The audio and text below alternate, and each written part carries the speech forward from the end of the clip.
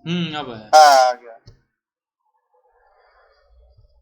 Hello everyone, this is Dr. Pradeep Dubey and you are watching DIMS Ophthalmology where you learn everything just by imagination. Now I am starting here practical exam series in which first we will discuss about OSCE and Viva questions.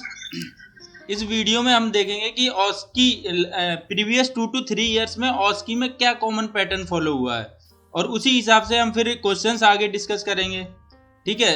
और इस particular video में हम देखेंगे कि frequently glaucoma के OSCE के questions क्या क्या पूछे गए हैं लास्ट 2 to 3 ईयर्स एग्जाम में, ठीक है। तो देखो OSCE एग्जाम ओवरव्यू अगर मैं बताऊं तो OSCE एग्जाम सबसे पहले हम OSCE एग्जाम के पैटर्न को समझने की कोशिश करेंगे, ठीक है, और फिर उससे रिलेटेड जो भी OSCE क्वेश्चंस पूछे गए हैं उसको डिस्कस करेंगे। तो मैंने ओवरऑल जितना भी अभी तक OSCE देखा है उससे ये आइडिया निकाला है कि बेसिकली 7 सेक्शन से क्वेश्चन पूछे जाते हैं OSCE में, ठीक है। आपको ये 7 सेक्शन समझना बहुत जरूरी है क्योंकि अगर आप उसी के अकॉर्डिंग इन 7 सेक्शंस के अकॉर्डिंग अगर तैयारी करते हैं तो OSCE में आसानी से पास हो जाएंगे, ठीक है। तो अब हम देखते हैं कि ये 7 सेक्शंस कौन कौन से हैं। पहला है क्लिनिकल सेक्शन।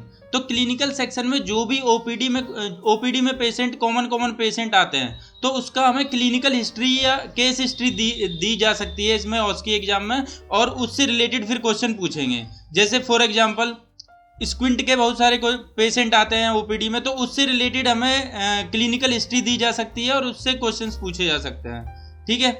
अब ग्लोकोमा जो कॉन्जेनाइटल ग्लोकोमा है, लगभग हर OSCE एग्जाम में कॉन्जेनाइटल ग्लोकोमा का क्वेश्चन पूछा गया है डायरेक्ट और इनडायरेक्ट फॉर्म में, तो ये बहुत इंपॉर्टेंट है, ये भी पढ़ना। तीसरा 2 से 3 क्वेश्चन कॉर्नियल डिस्ट्रॉफी के ऊपर जरूर पूछे जाएंगे हर OSCE एग्जाम में, तो कॉर्नियल डिस्ट्रॉफी पढ़ना बहुत जरूरी है। इसके अलावा फंडस से रिलेटेड CRVO आ सकता है, RP आ सकता है, या तुम्हारा ये टॉक्सोप्लाज्मा से रिलेटेड कोई भी सिनेरियो दे देंगे, क्लिनिकल केस हिस्ट्री दे देंगे और उससे रिलेटेड क्वेश्चंस पूछेंगे। और एट लास्ट अभी लास्ट एग्जाम OSCE एग्जाम में ऑकुलर लिड ट्यूमर के बारे में क्वेश्चन आया था, तो इसको भी पढ़ना बहुत जरूरी है, ठीक है। अब देखो ये तो हो गया पहला सेक्शन क्लिनिकल, मतलब कॉमन आपको जो क्लिनिकल सिनेरियो ओपीडी में क्वेश्चंस, ओपीडी में जो पेशेंट्स आते हैं उनसे रिलेटेड क्वेश्चन पूछे जाते हैं। पहला सेक्शन ही है। दूसरा सेक्शन है एग्जामिनेशन। तो पहले पेशेंट आता है, हिस्ट्री लेते हैं, उसके बाद एग्जामिनेशन करते हैं। तो इंपॉर्टेंट एग्जामिनेशन आपको पता होने चाहिए। कुछ ऐसे एग्जामिनेशन है जिसको आप भूल ही नहीं सकते, ठीक है। तो उन एग्जामिनेशंस में क्या आएगा, हमारे एग्जाम में ये पूछा गया था INO इंटरन्यूक्लियर ऑप्थेल्मोप्लेजिया, तो इसका एग्जामिनेशन दिया था, इसका डायग्नोसिस और इससे रिलेटेड क्वेश्चंस पूछे थे, ठीक है। सेकंड जो क्वेश्चन बहुत इंपॉर्टेंट है जिसको जानना बहुत जरूरी है, दैट इज RAPD। तो RAPD अगर आप नहीं जानते हो तो ये आपके लिए हैंगिंग ऑफेंस है। RAPD को डायग्नोज करना बहुत जरूरी है। और थर्ड मोस्ट इंपॉर्टेंट है IDO, जो हम रोज डेली करते हैं IDO, इससे इसकी जो इमेज है इससे रिलेटेड क्वेश्चंस पूछते हैं, ठीक है। इसके अलावा हर OSCE एग्जाम में एप्लीनेशन टोनोमेट्री का क्वेश्चन होता है और लगभग हर एग्जाम में फ्रीक्वेंटली ये गोनियोस्कोपी का क्वेश्चन पूछते हैं, ठीक है। ये हो गया सेकंड सेक्शन। थर्ड सेक्शन जिससे क्वेश्चन पूछते हैं दैट इज इन्वेस्टिगेशन। तो बेसिक इन्वेस्टिगेशन जो हम ओपीडी में बार बार करते हैं दैट इज फ्लोरिसिन स्ट्रिप। इससे हम ड्राई आई चेक करते हैं, इससे कोनियल अल्सर चेक करते हैं, इससे हम सीडल्स टेस्ट करते हैं, ठीक है। तो इसके बारे में क्वेश्चन पूछा जाता है, इसकी कंसंट्रेशन से पूछा जाता है, इसके यूज से पूछा जाता है। तो इसको हमें याद होना इसको हमें पढ़ना बहुत जरूरी है एग्जाम से पहले। सेकंड, आपको इमेजिंग, रेडियोलॉजिकल इमेजिंग दी जा सकती है कोई भी इंट्राओकुलर या इंट्राऑर्बिटल ट्यूमर की, और उससे रिलेटेड क्वेश्चंस पूछ सकते हैं, ठीक है। थर्ड, अभी लास्ट OSCE एग्जाम में पूछा गया है हेस चार्टिंग, ठीक है। ऑकुलर बैलेंस से रिलेटेड हेस चार्टिंग पूछा गया है। पेंटाकैम, पेरीमेट्री और एम्सलर ग्रिड के बारे में भी क्वेश्चंस बार बार पूछे जाते हैं। तो ओवरऑल आइडिया हमें इन्वेस्टिगेशन कॉमन जो इन्वेस्टिगेशन है उसका ओवरऑल आइडिया हमें पता होना चाहिए। ये थर्ड सेक्शन। और फोर्थ सेक्शन में आपको वीडियो दिखाया जाएगा कोई भी सर्जिकल प्रोसीजर, कोई भी नहीं, जो इंपॉर्टेंट सर्जिकल प्रोसीजर जैसे हमारे लेवल पे, जैसे ये हो गया रिफ्रैक्टिव सर्जरी हो गया, विट्रोरेटिनल सर्जरी हो गया, पेनिट्रेटिंग ग्लोकोमा सर्जरी हो गया, तो इससे रिलेटेड आपको वीडियोस दिखाया जा सकता है और फिर उससे क्वेश्चंस पूछे जा सकते हैं, ठीक है। इसके अलावा जो स्क्विंट है उसकी सर्जरी से उस स्क्विंट सर्जरी से रिलेटेड क्वेश्चंस पूछ सकते हैं, उसका वीडियो दिखा के और हमारे एग्जाम में पूछा गया था ओकुलोप्लास्टी से, जैसे टोसिस करेक्शन है, फ्रंटली सीलिंग से करेक्शन करने का एक वीडियो दिखाया गया था और लेक्राइमल इंजरी से रिलेटेड वीडियो दिखाया गया था और उससे रिलेटेड क्वेश्चन पूछा गया था। तो आपको कॉमन सर्जिकल प्रोसीजर के वीडियो भी दिखे हुए होने चाहिए एग्जाम से पहले, ठीक है। ये 4th सेक्शन है। 5th सेक्शन है ऑप्टिक्स एंड रिफ्रैक्शन। ये बहुत इंपॉर्टेंट सेक्शन है। क्यों? क्योंकि इसमें से वही घुमा फिरा के वही क्वेश्चन बार बार पूछे जाते हैं और बहुत सिंपल क्वेश्चन होते हैं। जैसे बार बार विजुअल एक्विटी के ऊपर क्वेश्चन पूछा जाता है। कलर विजन पे लगभग हर बार हर ओस्की में क्वेश्चन आता है और लगभग हर अल्टरनेट ओस्की में हमसे रेटिनोस्कोपी क्रॉस और ट्रांसपोजिशन के बारे में पूछते हैं, ठीक है। इसके अलावा अभी लास्ट एग्जाम में ये पूछा गया था, क्या है ये? डुओक्रोम टेस्ट अभी लास्ट ओस्की एग्जाम में पूछा गया था। और स्टीरियोस्कोपिक टेस्ट और हमारा ये स्ट्राइटेड ग्लास टेस्ट और बाइनोकुलर विजन टेस्ट भी पूछा जा सकता है। तो यही मेन क्वेश्चंस है जिनके बारे में बार बार घुमा फिरा के क्वेश्चन पूछे जा सकते हैं, ठीक है। अब देखो ये तो हो गया 5th section. 6th section instrument, जो इंस्ट्रूमेंट हम ओपीडी में यूज करते हैं, जो ओटी में यूज करते हैं और जो रिफ्रैक्शन में हम यूज करते हैं, उससे रिलेटेड बेसिक इंस्ट्रूमेंट आपको ओस्की में दिखाए जा सकते हैं। जैसे अभी लास्ट एग्जाम में पूछा गया था लेक्राइमल प्रोब के बारे में, हार्म्स ट्रेबिकुलोटोम के बारे में पूछा जाता है और जीडीडी डिवाइस के बारे में। लगभग हर अल्टरनेट ओस्की में हार्म्स ट्रेबिकुलोटोम और जीडीडी के बारे में पूछा जाता है। और रिफ्रैक्शन में जो क्रॉस सिलेंडर है और आरएएफ रूल, इसके बारे में भी बार बार मतलब ये भी कॉमन जो इंस्ट्रूमेंट है उसके बारे में उसकी में क्वेश्चंस पूछे जाते हैं, ठीक है। तो हमें कॉमन इंस्ट्रूमेंट के बारे में भी पता होना चाहिए। लास्ट सेक्शन है हमारा बायोस्टैटिक्स या फिर कम्युनिटी ऑफ्थेल्मोलॉजी। ये बहुत इंपॉर्टेंट है क्योंकि मैक्सिमम स्टूडेंट इसको इग्नोर करते हैं और पढ़ के नहीं जाते हैं एग्जाम से पहले, और लगभग हर एग्जाम में 4 से 5 क्वेश्चन इससे होते हैं और इतने इजी क्वेश्चंस होते हैं कि अगर आप एक दिन पहले भी बायोस्टैटिक्स पढ़ के जा रहे हैं तो सारे क्वेश्चन सॉल्व हो जाएंगे और मैक्सिमम मार्क्स आपको बायोस्टैटिक्स में मिल सकते हैं। इसमें कॉमन क्या क्वेश्चन पूछे जाते हैं? हमारे एग्जाम में पूछे गए थे student t test, chi square test, P value, sensitivity specificity के बारे में पूछा जाता है, इंसिडेंस प्रिविलेंस के बारे में पूछा जाता है। तो ये कॉमन क्वेश्चंस हैं जो बायोस्टैटिक्स में पूछे जाते हैं, ठीक है। अब हम यहाँ से शुरू करेंगे ग्लूकोमा ओस्की। कॉमन जो क्वेश्चंस पूछे जाते हैं ग्लूकोमा ओस्की में वो देखेंगे। तो यहाँ पे फर्स्ट क्वेश्चन है, ये डायग्राम दिखाया गया है आपको। What procedure is being done here? Goldmann applanation. हाँ, एक करके गोल्डमैन एप्लानेशन। हाँ, वेरी गुड। अब on what principle it is based? Imbert law. हाँ, वेरी गुड। अब देखो नेक्स्ट क्वेश्चन है, what is the correct end point? Correct end point क्या होता है इसका? इसका सर बी सी है सर। सी है। हाँ, वेरी गुड। तो इसे कैसे बोलेंगे सी को? इसमें sir inner edge just touches each other. Very good. तो ये तो आप क्या करेंगे, ये ओस्की में लिखेंगे। लेकिन अगर एप्लीनेशन टोनोमीटर आपको वाइवा में दिया हुआ तो आपसे पूछेंगे और क्या क्या आप देखेंगे करेक्ट एंड पॉइंट के लिए? धर्मेंद्र बताए हैं। थिकनेस, मायर्स की थिकनेस। Very good. कितनी होनी चाहिए थिकनेस? नहीं पता सर। सर 1/10। हाँ, very good 1/10 of the circle मायर। हाँ, सेमी सर्कल मायर का 1/10। और व्हाट एल्स? और क्या हो सकता है? और सर ये टू थिक और टू थिन नहीं होनी चाहिए। हाँ, वो तो उसी में आ गया, थिकनेस में ही आ गया। 1/10 होनी चाहिए। और बस एक वो भी था ना, पल्सेटिंग। हाँ, very good Aditya. This is the regular pulsation of 2 semi circular ring of equal size and third one is the 1/10 of the total diameter of applanated area, ठीक है। अब 4th क्वेश्चन है, what is the red line meant for? ये question पूछा जाता है, अभी last exam में पूछा गया है।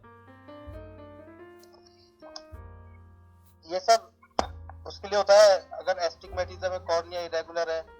हाँ, वेरी गुड। अगर 3 डायप्टर से ज्यादा अगर एस्टिग्मेटिज्म होता है तो हम प्रोब को इस तरह पोजीशन करते हैं ताकि उसका जो सिलिंड्रिकल एक्सिस है प्रोब का वो रेड लाइन से के अलोंग अलाइन हो जाए,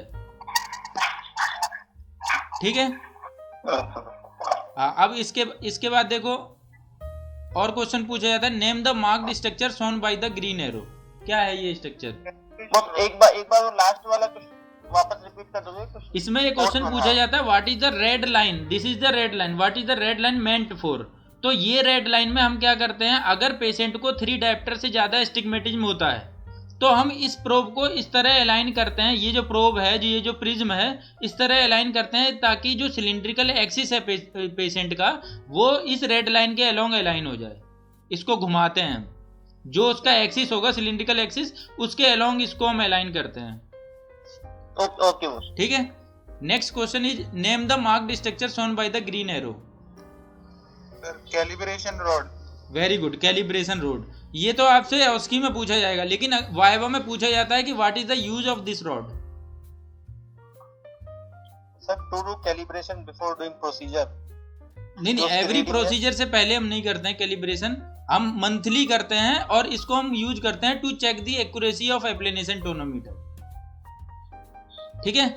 ओके सर। हाँ, अब 6th क्वेश्चन है what is the value represented by the line shown by the red arrow. Anybody? नहीं पता सर। It represent 6। अब 6 क्या है इसमें, देखो इसमें जो कैलिब्रेशन दिख रही है ना यहाँ पे रोड पे, ये जो मार्किंग्स दिख रही हैं, दिस मार्किंग रिप्रेजेंट 026 तो लास्ट वाला ये 6 है। What is this 026? 2 represent for 20 mmHg और 6 का वैल्यू है 60 mmHg। अब इसके बाद यहाँ पे वाइवा क्वेश्चन पूछा जाता है हर बार लगभग अगर एप्लेनेशन टोनोमीटर दिया हुआ है तो हर बार लगभग वाइवा में पूछा जाता है how do you sterilize the prism. ऐसे 70% अल्कोहल सर, प्रोपाइल अल्कोहल। हाँ, स्वैब आते हैं 70% आइसोप्रोपाइल अल्कोहल, और अगर नहीं है वो तो सोडियम, सोडियम हाइपोक्लोराइट एक रहता सर। हाँ कितना परसेंट, सर कितना परसेंट सोडियम हाइपोक्लोराइट? सर 2% पता सर। हाँ 2%। वो भी अवेलेबल नहीं है तो सोप एंड वाटर से भी वॉश कर सकते हैं। वॉश कर देते हैं। Okay sir. ठीक है, समझ आया यहाँ तक? Yes sir. अब नेक्स्ट ऑस्की है, ये आपको डायग्राम दिखाया हुआ है, इसमें आपसे पूछ रहा है which angle is being examined. Inferior angle, superiorly देख रहे हैं ना, तो इसका मतलब सुपीरियर इन्फीरियर एंगल है। वो इंफीरियर हम देख रहे थे तो इंफीरियर। हाँ, सुपीरियरली देख रहे हैं ना, तो इसका मतलब इन्फीरियर एंगल है। इंफीरियर एंगल होगा। ठीक है। अब इसमें वाइवा क्वेश्चन पूछा जाता है what is the nature of the image. Very very important question है ये, कि इसमें जो हमें इमेज दिखती है गोनियोस्कोपी में, उसका नेचर क्या होगा इमेज का? इन्वर्टेड है सर। वेरी गुड, इन्वर्टेड है। Real and inverted. हाँ, it is vertically inverted but not the laterally inverted. याद रखना ये पॉइंट, बहुत इंपॉर्टेंट पॉइंट है कि वर्टिकली इन्वर्टेड रहती है लेकिन लेटरली इन्वर्टेड नहीं रहती। Okay sir. ठीक है। अब ये जो हम करते हैं क्या, आईडियो करते हैं 90D करते हैं, उसमें दोनों इन्वर्टेड भी रहती हैं, वर्टिकली भी रहती हैं और लेटरली भी रहती हैं। लेकिन गोनियोस्कोप में याद रखना केवल वर्टिकली इन्वर्टेड रहता है, लेटरली इन्वर्टेड नहीं रहता। नहीं रहेगा। हाँ, ठीक है। अब नेक्स्ट क्वेश्चन है comment this angle and identify the angle structure from anterior to posterior. अब कमेंट करना दिख रहा है पोस्टीरियर ट्रायंगुलर मेसोर। हाँ, तो इट हाँ open angle and what are the structure, angle structure from anterior to posterior. Anterior सबसे पहले सॉल्विंग लाइन आएगा। हाँ, सिलियरी बॉडी बैंड है। Ciliary body band trabecular base. हाँ। बाद में का तो ठीक है। ओपन एंगल है, सॉल्वेज लाइन आएगा, फिर ट्रेबिकुलर मेसवर्क। ट्रेबिकुलर मेसवर्क में भी एंटीरियर नॉन पिगमेंटेड होगा, पोस्टीरियर पिगमेंटेड होगा, उसके बाद scleral spur, then ciliary body band. ठीक है। नाउ वाइवा क्वेश्चन आपसे पूछा जाएगा अगर गोनियोस्कोप मिलता है, when will you say that the angle is closed. Sir when scleral watch sir Schwalbe's line या एंटीरियर ट्रेबेकुलर मेसवर्क विजिबल। नहीं sir pigmented. Very good, pigmented. When the pigmented trabecular meshwork is not visible then you say that the angle is closed. ठीक है। Okay sir. Yes sir. What is the principle of gonioscopy? वही total internal reflection निकाल देता sir है। Based on No. There was the angle of incidence is more than critical angle. So the light which is coming out is reflected back. Yeah. That is known as total internal reflection. What is the principle of gonioscopy? Sir, when light moves from a dense medium to rare medium, we make the light reflected through mirrors or through some glasses so that it does not get reflected back to the same media. Yeah. हाँ. So And this we is can use either mirrors or coupling agent or even direct contact gonio lenses are also there. simply write the elimination of Air. elimination of total internal Clear reflection. air. ठीक है. Sir. अब इसके बाद question viva में question पूछा जाता है, name the type of gonioscopy. Sir, direct, indirect दो है sir. हाँ, दो टाइप का, Indirect. Direct and indirect. Very good. Direct. ठीक है. Next question, which gonioscopic technique is employed intra operatively while doing micro incisional direct and most important direct gonioscopy which is used is Swan Jacob gonio lens. ठीक है. हाँ, sir. Now viva, come to viva question, what are the gonioscopic grading system used. कौन कौन सी gonioscopic grading system use होते हैं.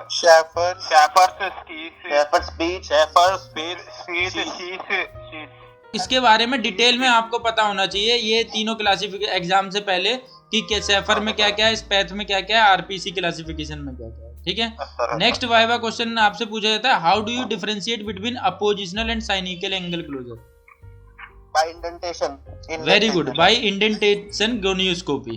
तो indentation करने के बाद अगर अपोजिशनल एंगल क्लोजर होगा तो इंडेंटेशन करने के बाद ओपन हो जाएगा, और अगर साइनिकल एंगल क्लोजर होगा तो इंडेंटेशन के बाद भी ओपन नहीं होगा. ओपन नहीं होगा. ठीक है. Now next question is, how do you sterilize gonioscope. वो सेम रहेगा सर, 70%. हाँ, same. Isopropyl alcohol. Very good. इसमें 70% isopropyl alcohol and 10% sodium hypochloride. थोड़ा hypochlorite. Now next question is that how much duration you sterilize from isopropyl alcohol and how much duration for sodium hypochlorite. कितने time के लिए sterilise करोगे आप गोनियोस्कोप को isopropyl alcohol से, और कितने टाइम के लिए करोगे सोडियम हाइपोक्लोराइड से. It's 10 second for isopropyl alcohol and 10 minute for sodium hypochloride. ठीक है. अल्कोहल का कितना sir? 10 second for isopropyl alcohol and 10 minute for sodium hypochloride. Okay. ठीक है. Now next question is visual field. तो interpret this visual field. Aditya attend करेगा इसे. हाँ बॉस. हाँ, बताओ कैसे इंटरप्रेट करोगे इस विजुअल फील्ड को. बस पहले तो ये देखेंगे राइट है कि लेफ्ट है. Very good. आई देखोगे राइट है कि लेफ्ट है. तो जैसे इसमें ये अपना ब्लाइंड स्पॉट है वो राइट साइड में है, तो ये राइट आई होगी वो. हाँ, वेरी गुड. देखो, केवल ये नहीं बताना है आपने राइट है लेफ्ट है, वो तो बाद की बात है जब आपसे आई पूछा जाए. अगर आपसे इंटरप्रेट बोलता है ऑस्की में करने के लिए, तो तुम्हें लंबा चौड़ा इंटरप्रेट नहीं करना है, उतना टाइम नहीं है आपके पास. आपको सबसे पहले बताना है ये कौन सी पेरीमेट्री है. Automated Humphrey field analyser. हाँ, वेरी गुड. उसके बाद आप हाँ ठीक है. इसमें थ्रेशोल्ड है 24-2 और स्ट्रेटजी है सीता स्टैंडर्ड. बस इतना बताना है, इतना लिखना है. ठीक है. उसके बाद आपको क्या दिख रहा है इस फील्ड में वो बताना है. आर्कुएट यहाँ पे डिफेक्ट स्कोटोमा दिख रहा है. ठीक है. आर्कुएट स्कोटोमा दिख रहा है किस एरिया में? जेरम्स एरिया में. ये जेरम्स एरिया. ठीक है. और ये आर्कुएट स्कोटोमा कहाँ तक एक्सटेंड कर रहा है? ब्लाइंड स्पॉट तक एक्सटेंड कर रहा है. ठीक है. इतनी बात समझ आई. तो ये आपका आर्कुएट स्कोटोमा ब्लाइंड स्पॉट तक है और वर्टिकल लाइन को क्रॉस कर रहा है. इसका मतलब क्या है? ग्लूकोमेटर फील्ड इफेक्ट है, मान सकते हैं इसे. तो आपको इतना ही लिखना है, 4 लाइनें बस लिखनी है. इसे याद रखना, आपको पूरा डिटेल नहीं लिखना है अगर ऑस्की में क्वेश्चन पूछा जाता है. ठीक है सर. ये इसमें कैटरैक्ट में ऐसा कहना है सर, ये टोटल डेविएशन में इसमें दिख रहा है सर. किसमें? कैटरैक्ट का सर. हाँ टोटल तो डेविएशन में कैटरैक्ट भी और भी मेंशन करना है ना. जरूरत नहीं, वो नहीं मेंशन करना है. जितना मैं बता रहा हूँ उतना ही बस मेंशन करना है. आपको यहाँ डिफेक्ट दिख रहा है. ठीक है. ये देखो यहाँ पे ये दिख रहा है. आपको कितना लिखना है? पहले ये ऑटोमेटेड हम्फ्रे फील्ड एनालाइजर है, 24-2 थ्रेशोल्ड टेस्ट है और सीता स्टैंडर्ड स्ट्रेटजी है. ये 3 बताने जरूरी है शुरुआत में. उसके बाद डायरेक्ट डिफेक्ट बताना है तुम्हें कि आर्कुएट डिफेक्ट दिख रहा है जेरम्स एरिया में, जो कि एक्सटेंड कर रहा है कहाँ पे? विजुअल इसमें ब्लाइंड स्पॉट तक. ठीक है. अब मैं ये क्यों बोल रहा हूँ, इसका भी रीजन है इसमें तुम्हें डिफरेंस, जैसे ही तुमको फील्ड दिखता है ना तो तुम्हें ये ग्रे स्केल में डायरेक्ट देख के ये पता लगाना है कि ग्लूकोमेटस है कि न्यूरोलॉजिकल डिफेक्ट है, विजुअल फील्ड डिफेक्ट है। तो डायरेक्ट कैसे आप पता लगाएंगे कि ये ग्लूकोमेटस फील्ड डिफेक्ट है या न्यूरोलॉजिकल फील्ड डिफेक्ट है? अगर वर्टिकल लाइन को ओबे कर रहा है, हाँ, क्रॉस नहीं कर रहा है, तो इसका मतलब वो न्यूरोलॉजिकल फील्ड डिफेक्ट है। लेकिन अगर वर्टिकल लाइन को क्रॉस कर रहा है, जेरम्स एरिया में है, आर्कुएट है, तो इसका मतलब वो ग्लूकोमेटस फील्ड डिफेक्ट है। ठीक है, एक बार फिर ट्राई करें आदित्य। हाँ, interpret this visual field. This is automated Humphreys perimetry. 24-2 with CETA standard strategy. And the defect is arcuate defect in the Jerem's area. Very good. Crossing the midline. That shows that this is defect related to glaucoma. Glaucomatous field defect. Very good, इतना ही interpret करना है। लेकिन ये तो आपको ऑस्की में करना है, बस इतना इंटरप्रेट, क्योंकि 1 या 2 नंबर में इंटरप्रिटेशन आएगा। लेकिन अगर आपसे वाइवा में पूछा जाता है, टेबल वाइवा में अगर क्वेश्चन पूछा जाता है ये, तो आपको कैसे करना है, तब आपको पूरा इसमें पढ़ना है कि क्या क्या पढ़ना है। पहले नेम, ठीक है, फिर एज, डेट एंड आई। तो जब जो आई बता रहे थे कि पहले आई चेक करनी है, तो ये ब्लाइंड स्पॉट से राइट साइड में है तो राइट आई है, और लेफ्ट साइड में ब्लाइंड स्पॉट है तो लेफ्ट साइड है। ठीक है, अब यहाँ पे एज का क्या इंपॉर्टेंस है, धर्मेंद्र बताएगा। सर एज मैच डाटा होता है। हाँ, वेरी गुड, ये कंपेयर करता है एज, उसी एज मैच डाटा से। ठीक है, अब उसके बाद हमें देखना है प्रोग्राम कौन सा है यहाँ पे, 24-2 प्रोग्राम, और उसके बाद स्ट्रेटेजी कौन सी है, सीता स्टैंडर्ड स्ट्रेटेजी है। प्रोग्राम और स्ट्रेटेजी का क्या सिग्निफिकेंस है, ये बताएगा दानिश। हाँ सर, सीता जैसे स्ट्रेटेजी का होना इसलिए इम्पोर्टेंट है क्योंकि जो कुछ चीजें जो है जैसे सीता फास्ट है वो मैक्युलर पैथोलॉजी को बताती है। हाँ नहीं, वो तो ठीक है, लेकिन उसमें जो मशीन है उसमें डिफरेंट प्रोग्राम और डिफरेंट स्ट्रेटेजी हमें सेट करनी पड़ती है ना। हाँ। तो आपको ये माइंड में होना चाहिए कि हाँ ये प्रोग्राम है, ये स्ट्रेटजी है, जब आप उसका विजुअल फील्ड करने चले, तो इसीलिए इसका सिग्निफिकेंस ये है। बाकी 30-2 जनरलाइज्ड होता है, 24-2 वो होता है, और मैकुलर वो उस पे नहीं जा रहा हूँ अभी, मैं केवल रीडिंग पे जा रहा हूँ कि रीडिंग में क्या इंपॉर्टेंस है। उसके बाद रिलायबिलिटी में मतलब उससे शायद कंपेयर करने के लिए हाँ, वो याद रहना चाहिए कंपेयर करने के लिए। कहीं पता चला पहले तो 24-2 कराया था, उसके बाद 30-2 करा दिया, और तुम कंपेयर कर रहे हो, तो 24-2 30-2 का कोई कंपैरिजन नहीं है। ठीक है, उसके बाद हम रीड करेंगे क्या, रिलायबिलिटी इंडेक्स। तो रिलायबिलिटी इंडेक्स में फिक्सेशन लॉस, फॉल्स पॉजिटिव और फॉल्स नेगेटिव आएगा। ठीक है, उसके बाद न्यूमेरिकल डेटा पे कमेंट करेंगे जो मैंने अभी बताया था वो। उसके बाद टोटल डेविएशन और पैटर्न डेविएशन प्लॉट पे हम कमेंट करेंगे। तो ये जो आबिद बता रहा था कि टोटल डेविएशन पैटर्न डेविएशन में क्या डिफरेंस होता है, ये जनरलाइज्ड अगर कोई डिप्रेशन है तो उसको इलिमिनेट कर देता है पैटर्न डेविएशन में। तो यहाँ पे देखो सिंपल आर्कुएट स्कोटोमा दिख रहा है। ठीक है, और इसमें डिप्रेशन पूरे एरिया में दिख रहा है क्योंकि वो जनरलाइज्ड है। तो अब जब हम स्पेशलाइज्ड डिप्रेशन देखेंगे तो वो पर्टिकुलर आर्कुएट एरिया में दिख रहा है। ठीक है, और लास्ट में हमें देखना है ग्लोबल इंडाइसिस ये, और ग्लूकोमा हेमीफील्ड टेस्ट जो है वो विद इन नॉर्मल लिमिट है या आउटसाइड नॉर्मल लिमिट है। तो इतना हमें इंटरप्रेट करके लास्ट में हमें बताना है कि हाँ ये आर्कुएट डिफेक्ट है, ग्लूकोमेटस फील्ड डिफेक्ट है। ठीक है, वो क्या था, 7th मैक्सिमम वैल्यू से माइनस करते थे, वो ये है तुम्हारा, जैसे ये टोटल डेविएशन और पैटर्न स्टैंडर्ड। हाँ, तो इसमें हम क्या करते हैं, जो टोटल डेविएशन में 7th बेस्ट पॉइंट ढूंढते हैं, 7th best point towards the positive की तरफ 7th बेस्ट पॉइंट ढूंढते हैं। तो उस 7th बेस्ट पॉइंट से हम सबको घटाते हैं और उसकी वैल्यू हम लिखते हैं, तो वो पैटर्न डेविएशन में आ जाता है। तो उसमें जो हिल ऑफ विजन है ना, उसको हम डिप्रेस करते हैं ऐसा करके, जो 7th बेस्ट पॉइंट से सबको घटाते हैं ना, तो उसमें हिल ऑफ विजन को हम डिप्रेस करते हैं। तो जो जनरलाइज्ड डिप्रेशन है वो इलिमिनेट हो जाता है, केवल स्पेशलाइज्ड डिप्रेशन बचता है। समझ आई बात? ठीक है। तो अब नेक्स्ट क्वेश्चन है आदित्य के लिए, is this field is reliable और नॉट? हाँ, बस रिलायबल है। क्यों? Give your reason. क्योंकि इसमें बस फिक्सेशन लॉस और ये जो लिखा है फॉल्स पॉजिटिव और फॉल्स नेगेटिव, उनके बेसिस पे बताना है। हाँ, कितना होना चाहिए फिक्सेशन लॉस नॉर्मल? 20% तक एक्सेप्टेबल है सर। हाँ 20% से कम या 15% से कम आना चाहिए। डिफरेंट स्ट्रेटेजी में डिफरेंट है। Next is what field defect is depicted. क्या यहाँ पे फील्ड डिफेक्ट दिख रहा है हमें? सुपीरियर आर्कवेट। हाँ सुपीरियर आर्कवेट। तो एग्जैक्टली कोटोमा। हाँ तो एग्जैक्टली हमें डिस्क में कहाँ पे डिफेक्ट दिखेगा, कहाँ डैमेज दिखेगा? इन्फीरियरली। वेरी गुड, ये याद रखना, इन्फीरियरली दिखेगा। और यहाँ पे हमें सुपीरियर आर्कवेट स्कोटोमा दिख रहा है। अब फोर्थ क्वेश्चन है, what are the non glaucomatous causes of the arcuate defect. Non glaucomatous cause क्या क्या हो सकते हैं आर्कवेट डिफेक्ट के? सर टोसिस हो सकता है। वेरी गुड, टोसिस हो सकता है। अगर सीवियर है तो वहां पूरा फील्ड डिफेक्ट कराएगा। और हो सकता है सर विट्रियस हेमरेज अगर कंप्लीट ना हो।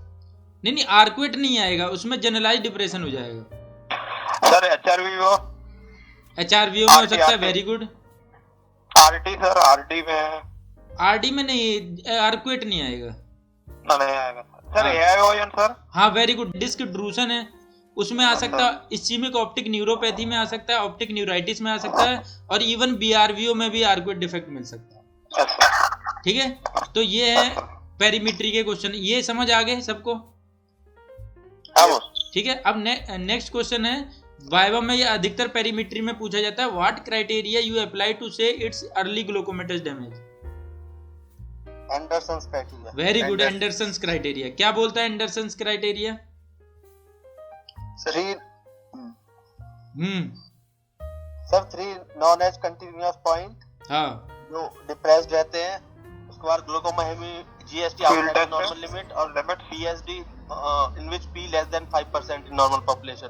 हाँ वेरी गुड। तो देखो एंडरसन क्राइटेरिया में ये जो दिख रहे हैं ना, ये नॉन एज पॉइंट है। 3 नॉन एज पॉइंट हम लेते हैं पैटर्न डेविएशन प्लॉट में, तो उनमें से कम जो 2 पॉइंट हैं उनकी पी वैल्यू लेस देन 5% होनी चाहिए, और एक पॉइंट की कम से कम पी वैल्यू जो है वो लेस देन 1% होनी चाहिए।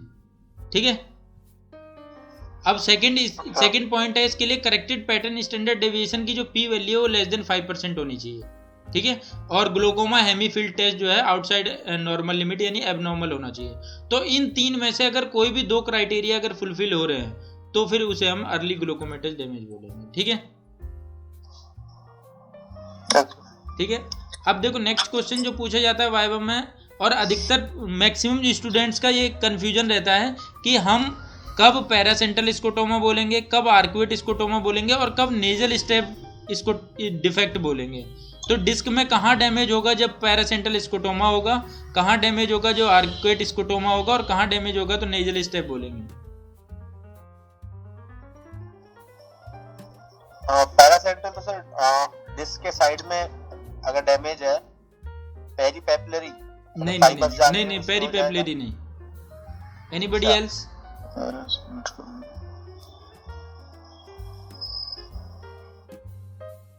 देखो पैरासेंटल नाम से नहीं मैक्लोपेपुलर बंडल भी नहीं है। देखो इस डायग्राम को देखो ध्यान से, अगर डिस्क के सेंटर के अगर जस्ट पास में अगर डिफेक्ट हो रहा है, ठीक है, अगर डिस्क के सेंटर के जस्ट पास में डिफेक्ट हो रहा है तो उसे हम कहेंगे पैरासेंट्रल स्कोटोमा। ठीक है, उससे जो फील्ड इफेक्ट बनेगा वो कहलाएगा पैरासेंट्रल स्कोटोमा। और अगर मिडवे बिटवीन द पेरिफेरी और सेंटर के बीच में अगर डिफेक्ट हो रहा है, डैमेज हो रहा है डिस्क में, तो फिर ये बनेगा, इसे हम कहेंगे आर्कवेट स्कोटोमा। ठीक है। और नेजल स्टेप कब कहेंगे? जब एकदम पेरिफेरी में अगर डैमेज होता है तो उससे जो फील्ड इफेक्ट आता है that is known as nasal step. समझ आए? ठीक है। अब देखो नेक्स्ट क्वेश्चन,